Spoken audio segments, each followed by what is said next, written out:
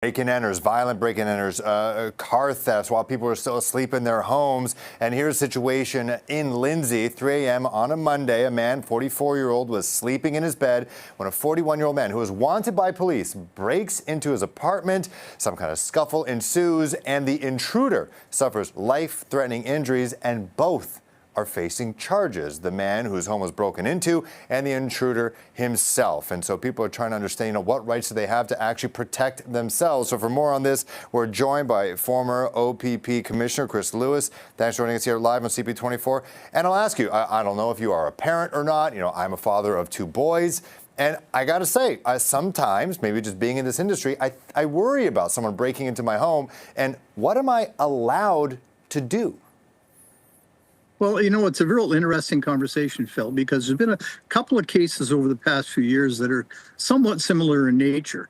And in this case, my sense is, based on the press release put out by the chief of the Kawartha Lakes Police, is, without saying these exact words, because there's going to be a trial and they don't want to hurt the integrity of that, but was there too much force used by the individual that was protecting themselves?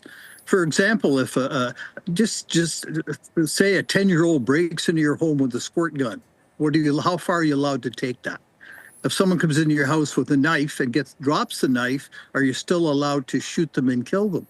Are you allowed to beat somebody really badly when the gun's already been dropped and they're no longer a threat? So, and that's the difficulty in some of these cases.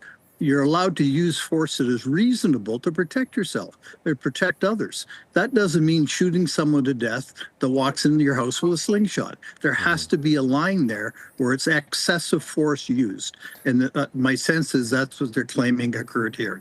Right. Unfortunately, I don't think we have security footage inside the home itself. I guess we'll have to see, firstly, if the intruder survives. It is life-threatening injuries. We don't know. We're not going to hear their take, potentially.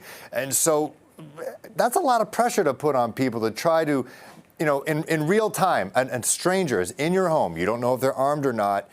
How are regular folks, like maybe, a police officer off duty at home, they might be able to think quickly like that, but how are regular people supposed to decipher those checkpoints there before they act and try to protect their family?